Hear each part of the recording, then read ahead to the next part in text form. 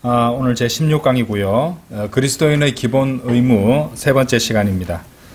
이렇게 해서 그리스도인의 기본 의무라는 주제 공부는 오늘이 세 번째로 마지막 시간이 되겠습니다. 네, 그리스도인의 기본 의무 세 번째 시간입니다. 소주제로 그리스도인으로서 살아갈 의무에 대해서 지난주 한 가지를 배웠습니다. 우리는 모두 그리스도의 길을 따라 살아가야 한다는 것이었어요. 예, 말씀과 믿음은 그렇죠? 그래서 필수적인 것입니다. 그리스도인은 하나님의 말씀에 이 기반을 둔 믿음으로 살아가야 합니다. 감정적인 느낌이나 이성적 사고나 물리적인 증거 이런 것에 따라서 세상을 살아가는 것이 아니죠. 그렇게 살아가는 사람들은 이 세상 사람들은 그렇게 살아갑니다만은 그리스도인은 말씀의 바탕을, 말씀의 그 기반을 둔 믿음으로 살아가는 겁니다. 우리는 믿음으로 살아가는 것이죠. 세상 사람들처럼 그렇게 감정, 느낌, 이성적 사고나 또 어떤 실체가 있는 물리적인 그런 증거만 가지고 세상을 살아간다면 그것은 더 이상 그리스도인의 삶이 되지 않고 육신 안에서 살아가는 삶이 되어버릴 것입니다. 육신이 그렇기 때문에 그런 것들을 요구하기 때문이죠. 자, 그런데 참으로 안타깝게도 오늘날 수많은 그리스도인들이 육신을 따라서 살아가는 사람들이 많이 있습니다. 그것은 참으로 심각한 문제가 아닐 수 없죠. 그렇다 보니 이 세상 교회들이 그렇게 세속화되는 것은 자연스러운 일입니다. 교회들이 세속화되어서 사람들이 그리스도인들이 육신적이 된 것이 아니라 거기에 가는 사람들이 육신적인 사람들이고 구원받지 않은 어떤 그런 사람들도 많고 또 세속적인 것들을 추구하는 사람이 많으니까 이제 사람들을 갖다 잃지 않기 위해서 교회는 그 사람들한테 이제 맞춰서 바뀔 수밖에 없다는 것이죠. 그래서 교회가 그렇게 세속화되는 이유는 결국 그런 육신적인 사람들이 많기 때문이다. 이렇게 우리가 생각해 볼 수 있다는 것입니다. 자, 여러 가지 세상적인 요소를 동원해서 신자들의 환심을 사려고 하죠. 세상적인 노래, 경배와 찬양이라고 하지만은 그룹 사운드와 무슨 아프리카 음악 같은 드럼을 치면서 그런 노래를 부른다는 것입니다. 그렇게 세상적인 요소를 동원해서 사람들의 환심을 사려고 한다는 것이죠. 또 이제 그렇다 보니까 또 육신적인 사람들, 육신적인 그리스도인의 그런 육신적 욕구를 충족시켜주는 역할을 하는 것이 세상 교회들의 특징이라 하겠습니다. 하지만 우리는 그런 것과 함께 할 수 없죠. 그런 것들과 함께 할 수. 우리는 성령님 안에서, 여러분들은 성령님을 따라서 살아가야 합니다. 성령 안에서 살아간다는 말은 무엇일까요? 어떤 의미를 지니고 있을까요? 세부적으로 생각해 볼 수 있습니다만은 간단하게 말해서 만일 여러분들이 살고 있는 여러분 개인 집에 여러분들의 믿음 생활에 영향을 끼칠 수 있는 것이 있다면 그런 것들을 일단은 치워버려야 한다는 것, 이런 것들을 포함할 수 있습니다. 정결해야 될 부분이 있다는 것을 의미하는 것일까요? 그래서 여러분들의 영적인 어떤 성장이나 발전에 영적인 상태를 갖다 더 낫게 만드는 데 도움이 되지 않는 것들은 오히려 해악을 주는 것임을 알고 제거해야 할 것입니다. 성령님 안에서 살아가려면은 성령님이 미워하시는 것들과 함께 살 수는 없으니까요. 이런 것들은 단순하게 생각해 볼 수 있다는 것입니다. 만일 그렇게 하지 않고 그런 것도 두고 또 하나님도 섬기려고 한다면은 그것은 양다리 그리스도인이 되고 마는 것이죠. 예, 그런 것은 문제가 된다는 것입니다. 그리고 그것은 그리스도인으로서 기본 의무를 수행하고 있지 않다는 것을 의미한다는 것입니다. 그렇죠? 예, 이런 것들에 대해서 좀 더 살펴보도록 하겠습니다. 갈라디아서 5장 16절 한번 열어보십시오. 갈라디아서 5장 16절. 자, 우리는 강조드리지만은 성령 안에서 살아가야지 육신 안에서 살아가서는 안 된다는 것이었습니다. 그렇죠? 예. 육신 안에서 살아가지 말고 성령 안에서 살아가야 합니다. 5장 16절 읽어보겠습니다. 그런즉 내가 이것을 말하노니 성령 안에서 살아가라. 그리하면 너희가 육신의 정욕을 이루지 아니하리라. 그럼 이 말씀은 분명히 말씀해 주시는 것이 육신의 정욕을 이루지 않기 위해서는 성령 안에서 살아가야 된다는 겁니다. 이 방법을 제시해 주신 것이에요. 그런데 육신 안에서 그러니까 육신의 정욕을 이루려는 삶을 살면은 결코 성령 안에서 사는 삶을 살 수 없다는 것입니다. 예. 이 말씀은 분명히 그것을 보여주고 계시죠. 그죠? 육신의 정욕을 충족시키는 삶을 살면은 성령 안에서 살아갈 수 없다는 것을 말씀해 주시고 있다는 것입니다. 자, 정욕. 곧바로 죄와 연결됩니다. 그렇죠? 예. 그 LSD 있잖아요. LSD, lust, sin, death. 이렇게 르카 목사님 설명을 하는데 어떤 그런 정욕이 있고, 그죠? 욕심이나 이런 것들이 장상이 되면 죄가 되고, 죄가 또 사망으로 이어진다는 것입니다. 그렇죠? 예. 그러니까 정욕을 이루지 않는 것. 그것과 연결되어 있는 우리는 죄를 또 피해야 된다는 것이죠. 자, 죄들은 우리 삶에서 죄들이 있다면은 그것을 우리가 숨길 수 있을까요? 자, 지금 갈라디아서 5장 펼쳐 놓으셨죠? 예. 19절 보십시오.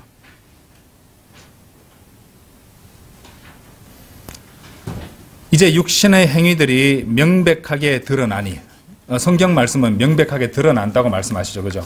명백하게 드러나니 이것들이라. 25절까지 좀 길지만 읽겠습니다. 곧 간음과 음행과 불결함과 음탕함과 우상숭배와 마술과 증오와 적대와 경쟁들과 경노와 분쟁과 폭동들과 이단들과 시기들과 살인들과 술취함과 유흥들과 그와 같은 것들이라. 이와 같은 것들에 대해서는 과거에 내가 너에게 말한 것 같이 내가 미리 너에게 알려주노니 그러한 것들을 행하는 자들은 하나님의 왕국을 상속받지 못하리라. 그러나 성령의 열매는 사랑과 기쁨과 화평과 오래 참음과 온화함과 선함과 믿음과 온유와 절제라. 이와 같은 것들을 대적하는 법이 전혀 없느니라. 그런즉 그리스도께 속한 자들은 그 육신과 함께 욕정들과 욕망들을 십자가에 못 박았느니라. 만일 우리가 성령 안에서 살아 있다면 또한 우리가 성령 안에서 살아가자. 이제 이 말씀에도 분명히 그 말씀을 이제 육신의 이제 정욕을 이루려는 삶과 성령 안에서 살아가는 삶을 대조시켜 주시고 있다는 것입니다. 그렇죠? 예. 왜냐하면 17절에 나오듯이 이는 육신이 성령을 대적하여 정욕을 품으며 성령은 육신을 대적하기 때문이라. 같이 함께 할 수 없습니다. 그렇죠? 그러니까 우리는 이 부분을 명심하고 있어야 된다는 것이죠. 성령 안에서 살아간다는 것은 단순히 은사주의자들이 말하는 것처럼 무슨 성령 체험을 하면서 살아간다는 말이 아닙니다. 그렇죠? 예. 이 어떤 육신의 정욕을 이루려고 하는 그런 삶을 우리 자아, 우리는 그쪽으로 끌려가려는 우리 자아를 이제 쳐서 복종시키게 해야 되는 거죠. 그죠? 예, 그걸 싸움입니다. 자기 자아와의 싸움도 필요하다는 것이죠. 육신적 자아와 또 영적 전쟁을 수행해야 된다는 것입니다. 성령 안에서 살아가지 않을 때 육신의 행위들은 명백하게 드러나고 있습니다. 그렇죠? 그리고 우리가 육신의 정욕을 이루려지 명시적으로 이제 죄와 단절하려고 하고 죄를 짓지 않으려고 하고 육신의 정욕을 갖다가 우리가 믿음으로 또 하나님의 말씀으로 그렇게 내려누리려고 그렇게 지속적인 싸움을 수행하면서 그렇게 할 때 또 우리는 성령 안에서 살아갈 수 있다는 것입니다. 자동적으로 뭐 그렇게 되고 이런 것은 아니죠. 그렇게 편한 신앙은 없습니다. 우리 육신이 아직 구속받지 않았기 때문에 지금은 편할 수가 없어요. 예. 주님 오셔야지 이제 좀 편한 삶이 그때 영원을 살 수 있는 것이고 지금은 열심히 일하고 싸워야 할 때입니다. 그렇죠? 예. 그런 것들을 생각하셔야 됩니다. 자, 아까 읽은 말씀에서 이제 어떤 그런 명백한 죄들과 더불어서 목록이 나왔는데 이런 것들을 행하게 되면은 그렇죠? 그러한 것들을 행하는 자들은 하나님의 왕국을 상속받지 못한다라고 이렇게 말씀이 나와 있는데 여담으로 말씀드리자면은 이 말씀은 결코 그리스도인이 죄를 지었으면은 무슨 구원을 잃어버린다 그런 얘기는 아닙니다. 그렇죠? 상속받는다는 얘기잖아요. 유산과 보상에 관한 말씀을 말하는 것이죠. 그렇죠? 예. 그래서 아까 우리가 읽었었던 22절에서 25절을 주목하여 읽어보면은 육신을 따라 사는 삶의 결과와 대조적으로 성령의 열매들이 언급되는 것을 우리가 알 수 있잖아요. 그렇죠? 예. 그러니까 성령의 열매들을 우리가 많이 강조를 하는데 이런 것들이 이제 맺혀지지 않는 이유 중에 가장 큰 이유는 여기도 보시는 바가 딱 대조되는 거 있잖아요. 그러니까 육신을 따라서 살게 될 때, 육신을 따라서 육신 안에서 살아가게 될 때, 그래서 많은 죄들을 갖다가 짓게 되면은 결코 성령님 안에서 살아갈 수도 없고, 성령 안에 살아갈 수도 없고, 성령의 열매도 맺을 수 없다. 이런 두 가지 서로의 어떤 대조적인 역학 구도를 알고 계셔야 됩니다. 단순히 그냥 성령 안에서 살아간다, 성령 열매를 맺어야 된다, 이렇게 하지 말고, 실제적으로 내가 육신 안에서 육신적으로 이 죄와 단절하지 못하고 내 삶에서 성결함을 갖다가, 이를테면 우리가 구원받았을 때 우리는 다 성결하게 됐습니다. 그런데 우리 구속받지 못한 몸의 경우는 다르다 그랬죠. 그죠? 이 부분에 있어서 우리는 싸울 부분이 있단 말이죠. 이런 것들을 갖다가 해야지 열매를 맺을 수 있다는 것입니다. 자, 이런 것들을 생각하셔야 된다는 것이죠. 가만히 놔두는 게 없습니다. 그렇죠? 우리가 그리스도인의 삶을 살아갈 때도 우리 육신적 자아는 끊임없이 우리를 바르게 가야 되는 그 길로부터 다른 길로 가게 만들려고, 가지 못하게 만들려고 방해할 것이고, 마귀 사탄도 있다는 걸 늘 기억하셔야 돼요. 예. 마귀는 어떻게 해서든 이 지역교회 전체를 흔들어 놓거나, 그죠? 갈등이 생기게 하거나, 그렇죠? 말씀에 대한 어떤 그런 시큰둥한 태도가 나오게 하거나, 이런 것들이 다 이렇게 시작될 수 있다는 것이에요. 얼마든지 공격을 할 수 있다는 것입니다. 자, 그래서 우리는 성령의 열매를 맺어야겠죠. 그죠? 예, 여기 보시면은 갈라디아서 5장 22절을 보시면 성령의 열매는 하고 the fruit of the spirit 하면서 fruit이 단수로 나왔습니다. 그 뒤에는 사랑과 기쁨과 화평과 오래 참음과 온화함과 선함과 믿음과 온유와 절제하면서 여러 개가 나열되어 있는데 성령의 열매 드리라 하지 않고 열매라고 단수로 제시하셨죠. 성경 기록은. 그렇죠. 다 연결되어 있는 겁니다. 그렇죠? 다 연결되어 있다는 것이죠. 요거는 개인적으로 안 하고 다른 거 위주로만 할래, 그런 게 없어요. 다 연결되어 있다는 것이죠. 이것들이 다 나타나야 되고 다 연결되어 있다는 것, 단수로 제시하셨다는 사실을 우리가 생각해야 됩니다. 자, 왜? 성령의 열매니까. 그렇죠? 우리 또 같은 영을 우리는 또 받았잖아요. 그렇죠? 그러니까 그 부분을 생각해야 됩니다. 그리고 이제 다음 의무로 넘어가겠습니다. 자, 그리스도인으로 살아가야 할 의무, 그리스도인으로서 살아갈 의무, 그 다음으로 우리가 또 그리스도인의 기본 의무에 해당하는 것은 그리스도인의 성장의 의무입니다. 여러분 들어보셨어요? 여러분 성장하셔야 됩니다. 성장은 선택이 아니라 의무입니다. 그리스도인은 반드시 성장해야 됩니다. 첫 번째로 말씀의 저주로 성장해야 됩니다. 자, 그리스도인의 성장의 의무에 대해서 살펴보겠습니다. 이 각 거듭난 바이블 빌리버 그리스도인들은 항상 성장하고 있는 중이어야 합니다. 아시겠어요? 오늘 교회 문을 열고 들어오기 이전보다 지금 상태는 더욱더 성장했어야 합니다. 왜냐하면 우리는 오전에 하나님의 말씀을 들었고 또 성도님들과 함께 서로를 통해보고 서로를 세워줄 수 있는 귀한 말들로 또 고무받은 부분도 있기 때문에 좀 더 성장했을 것이고 지금 이 순간에도 우리들은 성장하고 있어야 됩니다. 성장하기를 멈출 때 문제가 발생합니다. 그런 것들을 한번 생각해 보셔야 된다는 것이죠. 교회에 출석하고 기도하고 성경을 읽는 것은 훌륭한 일이죠. 근데 단지 그것에만 초점을 두고 있어서는 안 됩니다. 우리 모두는, 그러니까 특히 여러분들은 성장하고 있어야 됩니다. 바로 이 순간에도 자, 우리 성도들 사이에 영적 성장의 정도는 다를 수가 있습니다. 구원을 받고 교회를 다닌 횟수가 여러 해가 되고 또 많은 성경 강의들 또 설교들을 듣고 성경을 읽었음에도 성장이 이루어지고 있지 않다. 그러면은 이것은 큰 문제죠. 그죠? 그리고 그리스도인의 기본 의무인 성장의 의무를 제대로 이행하지 않고 있는 것입니다. 자, 베드로 후서 3장 18절 한번 열어보시죠. 베드로 후서 3장 18절.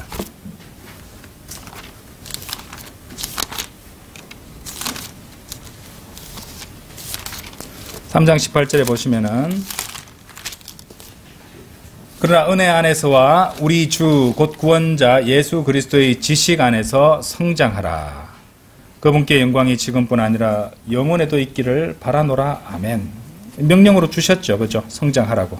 예. 성장하고 있자, 그러면은 성장하지 않고 있다. 지금 자라고 있지 않다. 성장하지 않고 있다. 그러면은 뭔가 문제가 있다는 것입니다. 그렇죠? 여러분이 성장이라는 기본 의무를 지고 있으므로 항상 그것을 수행하고 이행하고 있어야 됩니다. 그러니까 실제적인 성장이 이루어져야 된다는 거예요. 실제적인 성장이. 부모 입장에서도 자녀가 여러 가지 좋은 밥도 많이 먹이고 운동도 시키고 보약도 먹였는데 애가 키가 안 자라면은, 몸이 안 자라면은 걱정하잖아요. 마찬가지 아닙니까? 그죠? 예. 많이 이렇게 영적 양식을 먹었는데도 성장하고 있지 않다. 문제가 있다는 것입니다.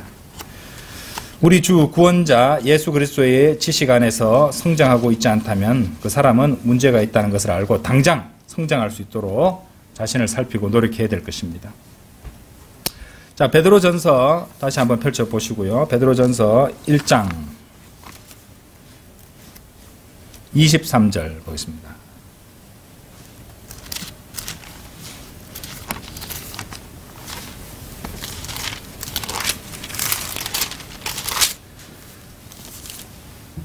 자, 이 두 구절 읽어볼게요. 베드로전서 1장 23절. 너희가 다시 태어난 것은 썩을 수 있는 씨에서 난 것이 아니요 썩을 수 없는 씨에서 난 것이니 살아있고 영원토록 거하는 하나님의 말씀에 의한 것이라. 자, 이 말씀 읽어보셨죠? 자, 베드로전서 2장 2절도 보세요. 갓난 아기들로서 말씀의 순수한 젖을 열망하라. 이는 너희로 하여금 말씀으로 자라게 하려 함이라. 이렇게 말씀하십니다. 무엇보다도 각 구원받은 그리스도인의 성장에 있어서 가장 중요한 것은 각 구원받은 아기의 단계에서 성경 말씀의 젖으로 자라야 한다는 것입니다. 자, 구원받았다 해도 또 성경 지식이 많다고 해도 말씀의 젖으로 차근차근 성장하지 않고 또 계속 성장하고 있지 않다면 진지하게 고민드리는데 정말로 말씀의 젖으로 성장해야 됩니다. 아기는 말씀의 젖을 먹어야 되는 거죠. 예. 온라인상에는 유튜브로 종말에 관한 교리나 성경의 심오한 교리들을 배우고 또 그것을 이렇게 계속해서 이렇게 이제 학습할 수 있는 그런 컨텐츠들이 널려 있습니다. 비슷하게 맞는 것도 있고 틀린 것도 많고 그렇죠? 근데 설령 그것이 맞다 할지라도 기초가 되는 말씀의 젖은 뒷전으로 하고 기초는 재미없어. 내가 가오가 있지 기초 따위에 이런 식으로 하는 사람이 있는 것이에요. 맨날 심오하고 그런 것만 찾은 사람들이 있단 말입니다. 그것만 계속해서 씹고 반추하는 사람들이 있어요. 그런 사람들 가운데는요 정말로 위험하고 안타까운 상태에 계속 머무르는 사람들이 많습니다. 예, 문제가 그것이에요. 성장은요 균형 잡힌 성장이 돼야 되는 것이고 뭐든지 단계가 있는 겁니다. 예, 그렇죠? 성경에도 그런 것들을 말씀하십니다. 자, 그런 사람들 중에는 아주 어렵고 심오한 성경 지식을 이해하고 있으면서도 저지되는 기초 중에 기초는 모르는 사람이 많습니다. 정말 부끄러운 일 아닙니까? 이 타락한 천사들, 거인족, 666, UFO 이런 것들에 관한 성경 구절과 성경 지식에 대해서는 말할 수 있으면서도 여호수아에 대해서나 여호수아가 기본 거주자들을 어떻게 다루었는지에 대해서는 물어보면 모르는 사람, 그런 사람은 뭔가 문제가 있는 거죠. 그죠? 예. 좋은 상태가 아닙니다. 예. 수치스러운 상태에 있다는 것입니다. 한 사람이 구원을 받았다면 그 사람은 말씀의 저주로 성장해야 됩니다. 말씀의 저주로 성장하라 했잖아요. 그죠? 예. 젖 뗄 때까지는 젖을 먹어야 됩니다. 이도 안 났는데 무슨 고기를 떠들려고 합니까? 이도 안 났는데. 그렇죠? 예. 자, 베드로전서 1장 23절에서 너희가 다시 태어난 것은 썩을 수 있는 씨에서 난 것이 아니요 썩을 수 없는 씨에서 난 것이니 살아있고 영원토록 가는 하나님의 말씀에 의한 것이라. 그러면 하나님의 말씀에 의해서 태어났잖아요. 하나님의 말씀으로 다시 태어났습니다. 그러면은 그 말씀에 대해서 어떻게 되는 건지가 바로 그 뒤에 읽었던 베드로전서 2장 2절의 말씀입니다. 그 말씀 이어지는 거예요. 잘 보세요. 멀지 않습니다. 그렇죠? 그 사이에. 자, 너희가 다시 태어난 것은 썩을 수 있는 씨에서 난 것이 아니라 썩을 수 없는 씨에서 난 것이니 살아있고 영원토록 거하는 하나님의 말씀에 의한 것이라. 몇 줄 안 내려가서 갓난 아기들이 너네들 갓 태어났잖아. 갓난 아기들로서 말씀에 순수한 고기를 먹으래. 1등급 툭불 고기를 먹으라고 그랬습니까? 아니잖아요. 말씀의 젖을 열망하라고 그랬잖아요. 그렇죠? 그런데 본인이 씹을 수도 없는 고기를 열망하는 사람들이 있다는 것이죠. 그러면은 그거는 정상적인 성장을 할 수가 없다는 것입니다. 말씀으로 거듭났으니 갓난아기들로서 말씀의 순수한 젖을 열망하는 것. 뭐 틀린 말 있습니까? 어려운 말 있습니까? 없습니다. 그죠? 상식적인 선에서도 우리가 이해할 수 있는 부분입니다. 자, 두 번째로, 자, 그리스도는 성장할 의무가 있는데, 두 번째로, 말씀의 젖이 기초들이라면 고기는 심오한 진리들을 말하는 것이에요. 단계가 있다는 말입니다. 어째서 그렇습니까? 어디에 그런 말이 나오냐고요? 히브리서 5장 한번 열어보세요. 히브리서 5장.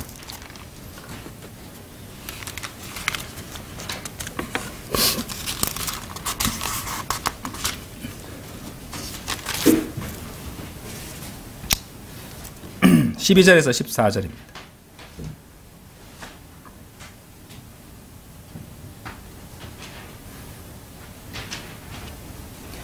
이는 시간상 너희가 마땅히 선생들이 되어야 할 때인데 하나님의 신탁의 말씀들의 기본 원칙들을 누군가 너희에게 다시 가르칠 필요가 있기 때문이라.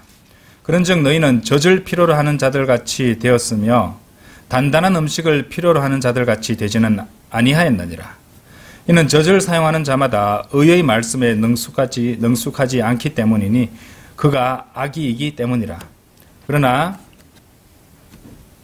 14절까지 단단한 음식은 장성한 나이에 이른 자들에게 속해 있나니 곧 그들은 말씀을 사용함으로써 자신들의 감각들을 단련되도록 하여 선악을 둘 다 분별하는 자들이라 라고 되어 있습니다. 자, 다시 반복해서 말씀드리지만은 우리가 방금 이 읽은 구절에서도 단계가 있다는 걸 아시겠죠, 그죠? 그래서 말씀의 젖은 기초사항과 기초교리들이고요. 고기는 심오한 교리들입니다. 기초 원리는요, 무엇을 기초 원리라고 하는지 아십니까? 가장 처음에 배워야 된다는 것입니다. 학문 중에는 위계가 있는 학문들이 있죠. 그래서 그 순서를 건너뛰어서 배울 수가 없으면 이해도 안 됩니다. 특히 수학 같은 것도 위계가 있는 학문이잖아요. 그죠?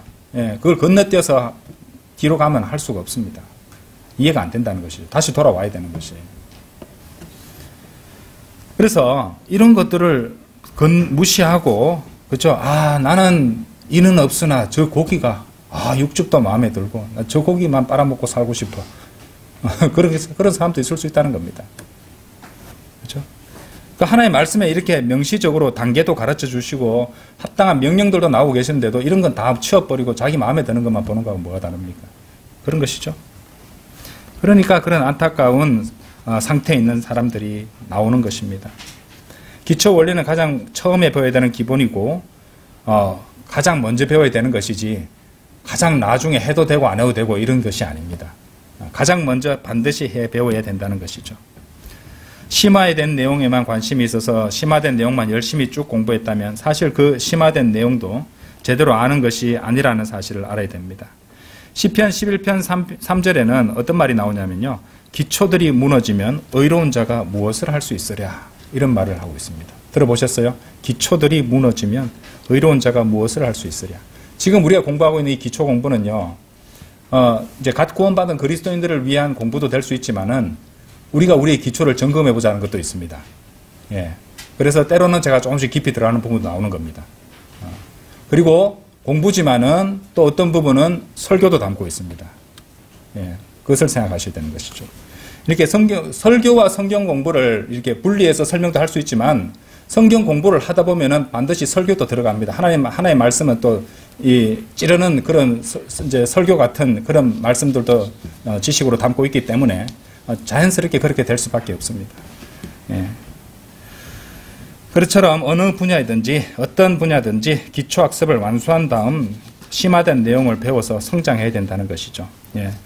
근데 이제 기초도 모르는 상태에서 이것저것 막 이렇게 보는 사람들은요, 어떤 현상이 발생하냐면요, 그릇된 교리라든지 거짓 선생들에 의해 속기가 십상입니다. 왜냐하면요, 제대로 성장하지 못했기 때문에 아까 5장 14절에 보시면은 자신들의 감각들이 단련되도록 하여 선악을 둘 다 분별을 못합니다. 성장하지 못한 사람은. 자, 세상에 나와 있는 거짓 교리라든지 잘못된 거짓 선생들한테 속거나 호도되고 있는 사람들, 그것을 막을 수 있는 해결책이 어디 나온지 또 보여드릴게요. 에베소서 한번 열어보세요. 에베소서 4장입니다. 에베소서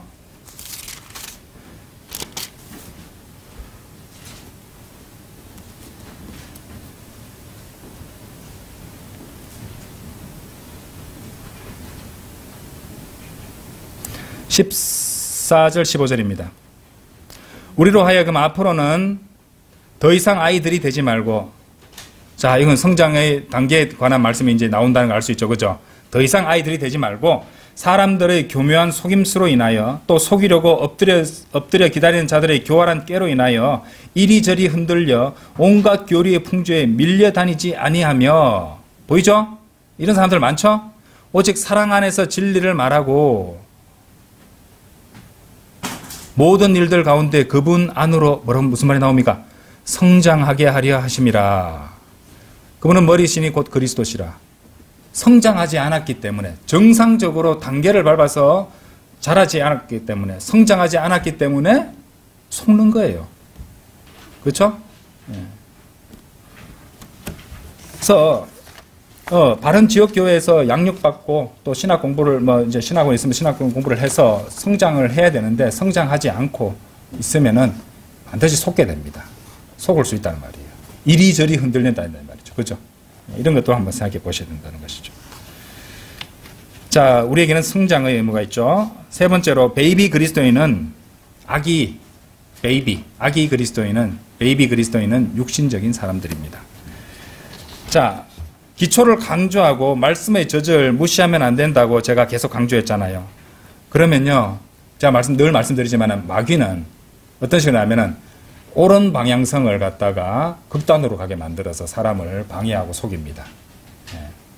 그러니까 여기까지 방향은 좋았는데 여기서 되고 또 이쪽으로 와야 될 때도 있거든요. 근데 이렇게 가서 이렇게 가버려요. 그건 무슨 말이냐?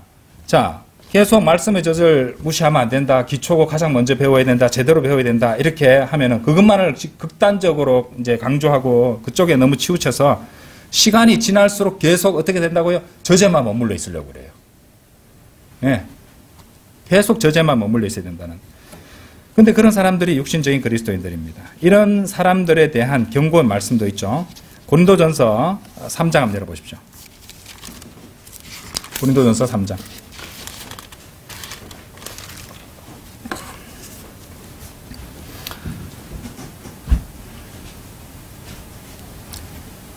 사도 바울은 이 고린도전서 3장 1절부터 3절에서 이 저제만 머물러 있으려는 그런 육신적인 사람들을 책망하고 있습니다.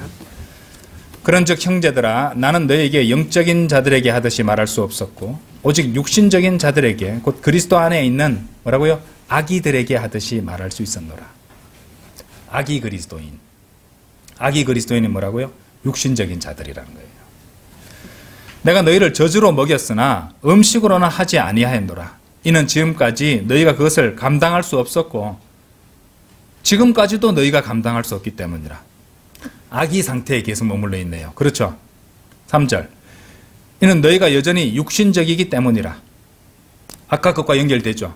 육신의 정욕을 이루려고 하니까 성령 안에서 살아갈 수 없는 겁니다. 그렇죠? 다 연결이 되잖아요. 이는 너희 가운데 시기와 분쟁과 분열들이 있으므로 너희가 육신적이지 아니하냐? 또한 육신적인 사람들처럼 살아가는 것이 아니냐? 그렇죠?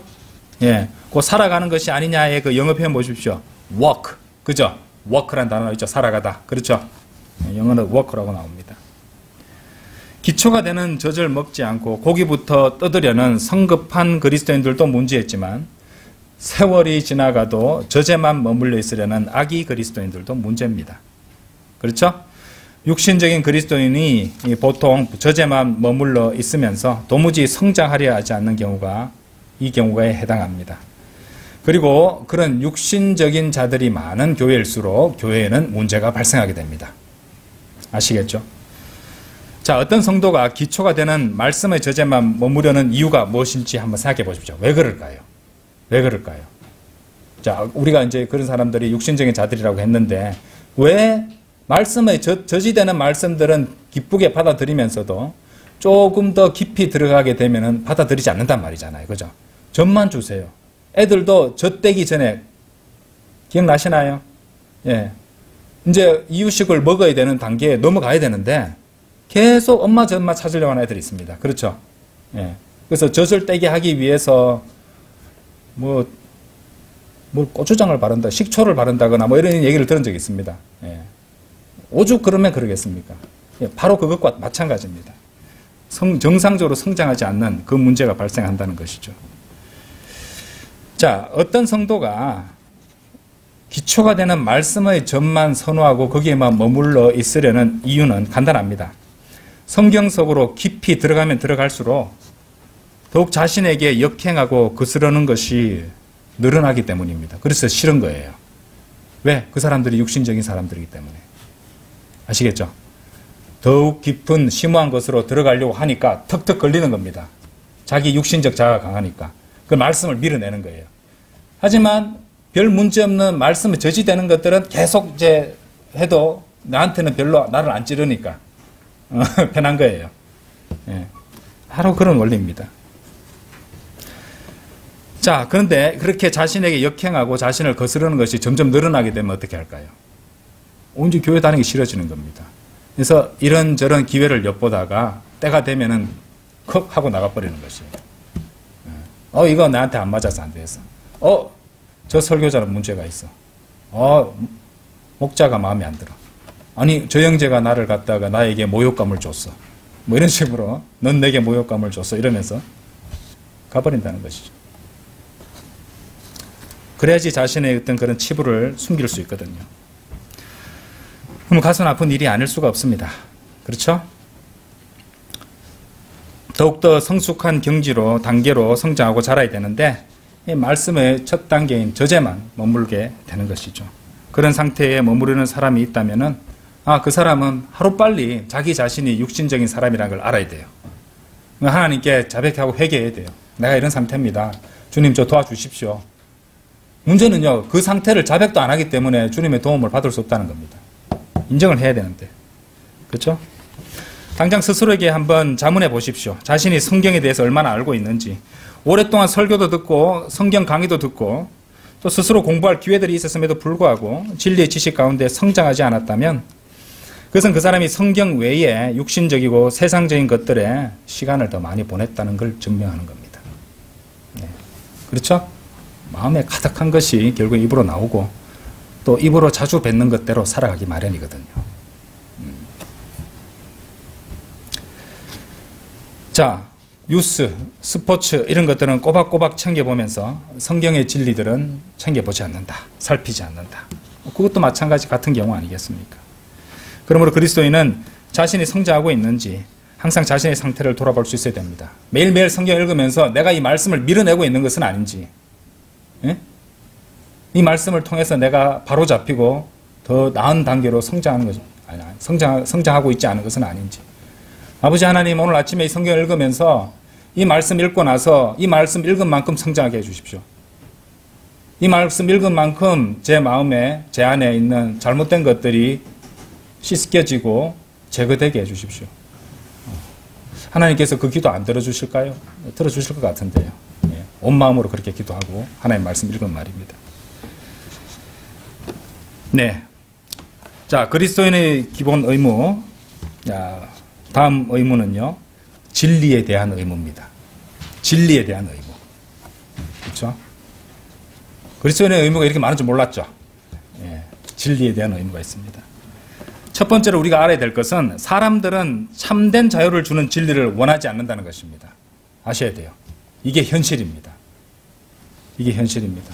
구원받은 그리스도인도 육신적인 자들은 진리를 거부하는 부분이 생겼잖아요. 그래서 성장하지 못했잖아요. 구원받지 않은 죄인들은 얼마나 그렇겠습니까? 사람들은 참된 자유를 주는 진리를 원하지 않습니다. 그렇죠? 우리 교제하면 성제님이 그런데 결국엔 자신이 문제를 만들어낸다고 그랬는데 맞습니다. 스스로 가는 길에 장애물을 놓는 건 본인입니다. 많은 경우 본인의 게으름이 그런 걸 만들어냅니다. 장애물을 만들어내요. 자, 여러분이 주 예수 그리스도 안에서 구원받은 성도라면 여러분은 응당 진리의 지식 안에서 성장해야 되죠. 그런데 참으로 많은 사람들이 진리에는 그닥 흥미가 없습니다. 그리고 진리에 그렇게 관심이 없기 때문에 그 사람은 바이블 빌리버 이 지역 교회에 속해서 주님을 섬길 정도로도 성장할 수 없는 경우가 많습니다. 아시겠죠? 성장하지 못했기 때문에 나는 일단 온라인으로만 하면 되겠어. 이 정도면 충분해. 적당하게 조금씩 이렇게 강의 좀 더 듣고 하면은 나 사는데 아무 지장 없을 것 같아. 과연 그럴까요? 성장이 덜 됐다는 증거입니다. 요한복음 8장 32절에서 주 예수 그리스도께서는 모든 이에게 진리를 주실 것이라고 약속하셨습니다. 그런데 얼마나 많은 사람들이 그 진리를 받아들일까요? 그것이야말로 가장 큰 문제가 아닙니까? 그렇죠? 요한복음 8장 32절에서 그리하면 너희가 진리를 알리니 진리가 너희를 자유롭게 하리라. 이렇게 귀한 말씀을 주시니까 이걸 요 문맥을 이용해 가지고 단어 몇 개 맞춰 가지고 광고 카피 문구로 쓰더라고요. 예. 감히 감히 LG인가? 그렇죠? 자, 두 번째로 진리에 대한 의무. 두 번째로 하나님께서는 진리를 거부하고 쾌락을 좇는 자들에게 강한 미혹을 보내십니다. 이걸 아셔야 돼요. 자, 여러분은 진리에 있어서 사람들의 문제가 무엇인지 이제 들어서 알게 됐습니다. 그렇습니다. 사람들의 문제는 도무지 진리를 원하지 않는다는 데 있습니다. 진리를 찾는다고 말을 하면서도 진리를 거부하는 부분이 있는 것이에요. 그 정도입니다. 그 이유가 무엇이겠습니까? 그들은 쾌락을 원하는 것이에요. 아시겠죠? 예. 항상 반대급부의 문제가 있어요. 예. 다른 데서 찾으면 안 됩니다. 쾌락을 원하지, 도무지 진리를 원하지 않습니다. 주말마다 관광지들은 사람들로 넘쳐나고 마트에 가보면요, 젊은이들의 쇼핑카트는 술과 고기로 가득 차 있습니다. 어휴, 그거 다 먹으면 죽겠던데, 내가 보니까. 그거를, 참. 오늘날 세상 사람들의 상태를 단적으로 보여주는 모습 아닌가요? 그처럼 사람들은 그 마음의 진리로 채우기보다는 힐링이라는 미명하에 오로지 쾌락을 위한 일에 열중하고 자신들의 카트를 술과 고기와 육신을 위한 음식들로 채울 뿐입니다. 이게 현실입니다. 돈과 시간도 오직 쾌락을 위해서 사용할 뿐입니다. 이게 현실입니다.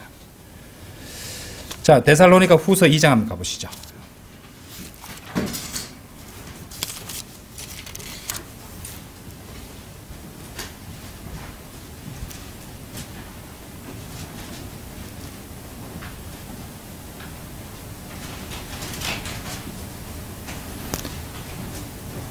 자, 10절부터 보시면요. 또한 멸망하는 자들 안에 있는 모든 불의의 속임수를 동반하리라. 이는 그들이 구원받도록 하기 위한 진리의 사랑을 받아들이지 않았기 때문이라. 그런즉 이런 까닭에 하나님께서 그들에게 강한 미혹을 보내시리니. 무섭지 않습니까?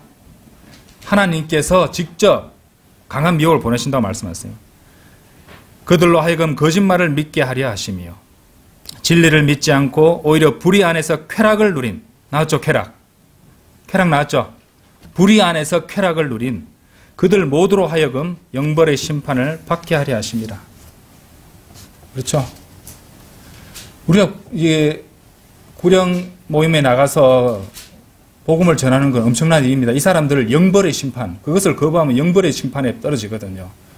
끔찍합니다. 한번 생각해 보세요. 그거 보면서 버틸 수 있는 사람이 있을까요? 상상만 해도 끔찍한데. 그렇죠? 그런데 그렇게 거부하면은 강한 미혹을 보내신다는 것입니다. 오히려 거짓말을 믿게 하려 하신다는 겁니다. 원하는 대로 하게 해준다는 겁니다. 그렇죠? 원하는 대로 주시는 것이네요. 하나님께서는 만일 사람이 진리보다 자신들의 육신을 즐겁게 해줄 정욕을 우선시하는 사람들에게 그들이 원하는 것을 주셔서 그들을 속이실 것이라고 분명히 경고하셨습니다. 자, 여기서 좀 더 엄밀하고 좀 더 교묘한 쾌락의 추구에 대해서 제가 말씀을 한번 드리겠습니다. 바이블 빌리버 목사나 교사가 온라인상에 진리를 선포해도 소위 기독교인이라고 스스로를 소개하는 사람들 가운데는 그것을 교리적으로 동의하지 않고 반대하거나 오히려 그것을 비난하고 공격하는 사람들도 있습니다. 성경적 진리를 성경 말씀으로 분명히 근거를 제시하여 바른 교리를 설명해 주었는데도 도무지 그것을 받아들이지 않습니다. 여러분, 그 이유가 뭐라고 생각하세요? 이는 그것이 그들이 선호하는 교리만 받아들이고 선호하고 하기 때문입니다. 자기들의 마음에 드는 교리만 받아들이고 싶어 하기 때문에 그것도 쾌락을 추구하는 겁니다. 고상한 쾌락도 있어요. 단순히 술 먹고 노래 부르고 노는 것만 쾌락 아닙니다. 고상한 쾌락이 있다니까요. 이 고상한 쾌락이 더 무서워요. 따지고 보면은. 그렇죠? 자신이 선호하는 교리만 받아들이려고 한다는 것. 그리고 그런데 많은 경우 그런 사람들이 인정하는 교리라는 것이 반성경적인 경우가 많습니다. 자기 자신은 뭔가 된 듯하고 되게 고상해지는 것 같지만은 실제로는 그릇된 교리를 붙잡고 스스로 독약을 들이키는 것하고 똑같다는 겁니다. 그런데 그럼에도 불구하고 그런 거짓 교리인데도 불구하고 만일 어떤 한 사람이 자신이 믿는 그 틀린 교리를 단지 자기 눈에 옳게 보인다고 해서 바른 교리라고 믿기를 고집한다면 하나님께서는 그 사람을 속이십니다. 그리고 실제로 그 사람이 믿는 그것이 절대로 맞는 것이라고 믿게 만드십니다. 아시겠죠? 우리는 이런 경우 봤죠? 얼마 전에도 겪었습니다. 이 경우입니다. 자기 마음에 드는 교리만 받아들이려고 하는 거예요. 왜? 탐심이 있으니까.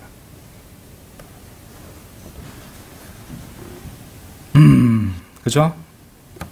만일, 교단 교회에 속했던 어떤 기독교 신자가 바이블 빌리버 설교자가 전하는 진리를 듣고, 그래, 맞아. 어쩌면 내가 이제까지 잘못 믿어온 것인지도 몰라. 하며 주님께 지혜를 구한다면 주님께서는 바른 진리로 인도해 주시지 않겠습니까? 제가 제 친구, 고등학교 친구인데 우연히 만났어요. 만나서 이 친구는 여기 경주 제일교회에 다니던 친구였는데 아주 청년회장도 하고 굉장히 모범적이고 또 이름만 대면 아는 우리나라 최고 명문대학을 나온 친구고 아주 세상적으로도 존경도 많이 받고 머리도 굉장히 명석하고 비상한 사람입니다. 그래서 이제 그 친구에게 이제 표준 킹제임스 성경에 대해서 그리고 바이블 빌리버 교리에 대해서 얘기를 해주고 이제 굉장히 지적인 친구라서 이제 영어 전공자는 아니라도 영어에 접근도 할 수 있으니까 이제 미국 바이블 빌리버 목사님 설교도 소개해주고 들어보라고 했는데 얼마 전에 지난달이군요. 지난달에 언젠가 이렇게 문자가 왔어요. 네가 소개해준 대로 책도 사고 내가 읽어보고 있고 그 설교도 들어봤는데 굉장히 놀랍지만 반박할 수는 없더구나. 좀 더 내가 공부해 보도록 하겠다. 좋은 성경과 좋은 교리를 소개시켜줘서 고맙다. 이렇게 오더라고요. 예, 그 친구 진짜 현명하죠. 그죠? 예, 딱 자기가 들어보지 못한 것이지만은 반박할 수 없다는 거예요. 왜냐하면 바이블 빌리버 교리가 결국에는 성경을 성경으로 근거를 제시해 주는 것이거든요. 그러니까 이제 그 친구는 제가 희망을 갖습니다. 어떻게 보면은 잘 성장할 수도 있을 것 같은 생각도 들고 그런 생각이 있다는 것이죠.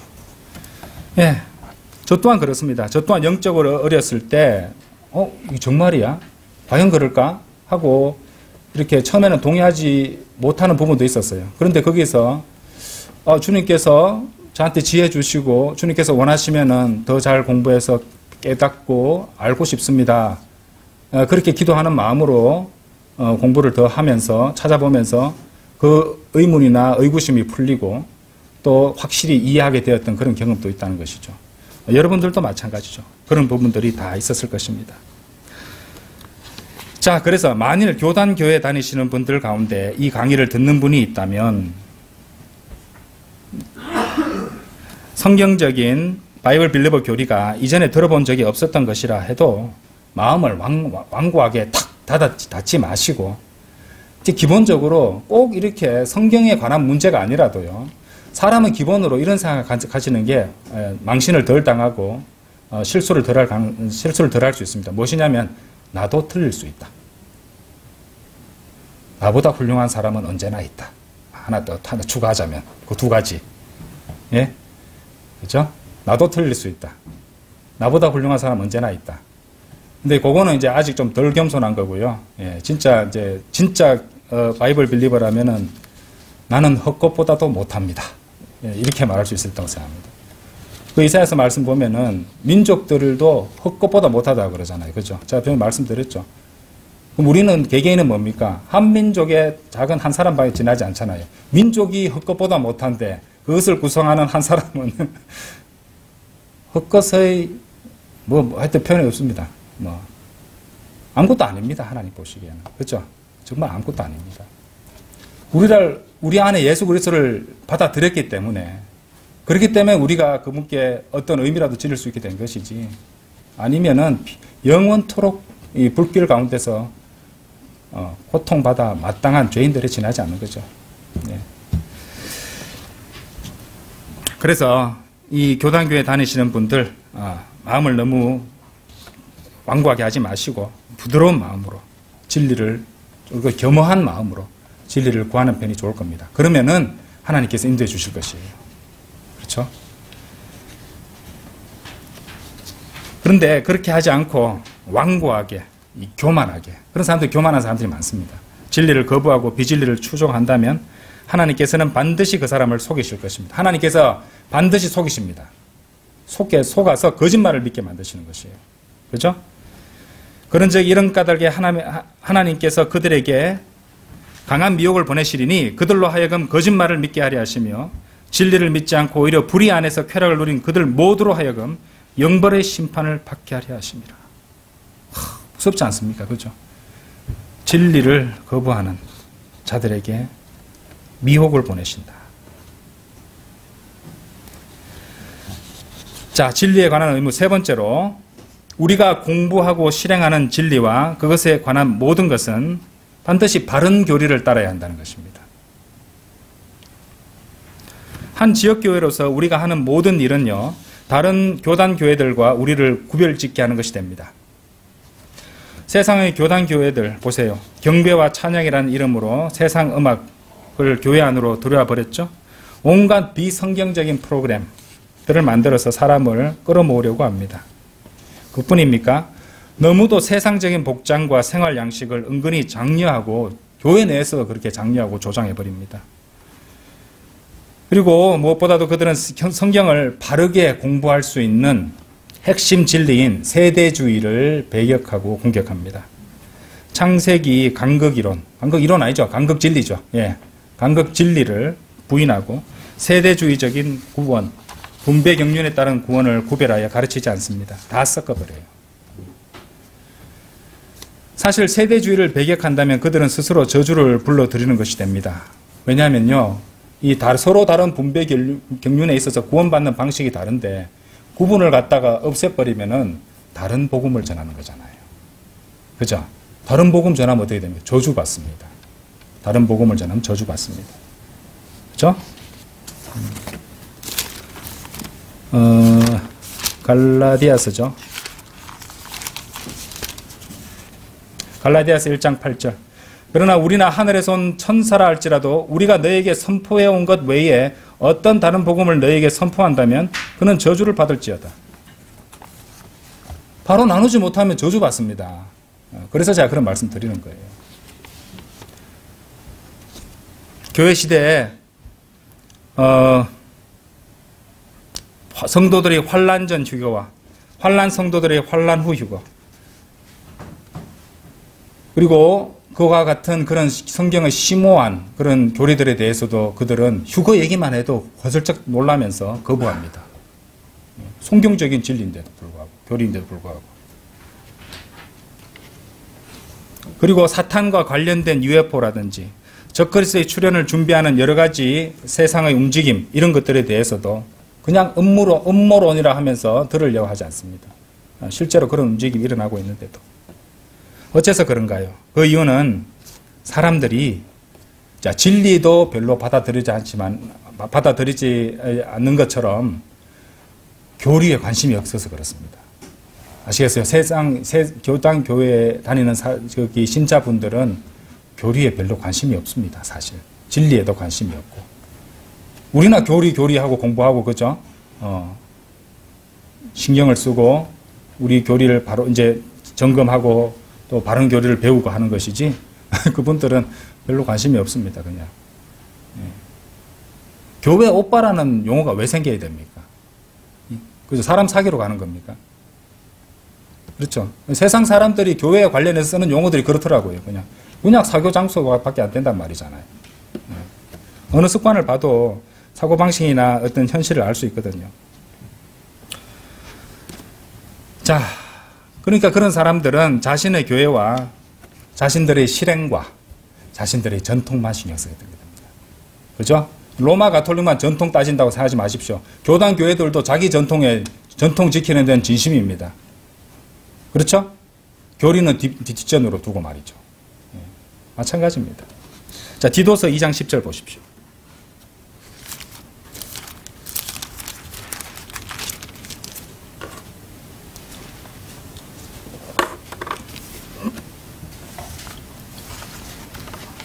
절도질 하지 말고 오직 온전히 훌륭한 충성을 보이라고 강권하라.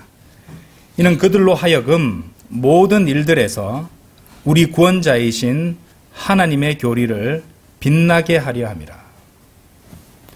절도질하지 말고 오직 훌륭한 충성을 보이라고 강권하라. 왜 그러냐? 자, 앞에서는 그릇된 삶을 살고 있었죠.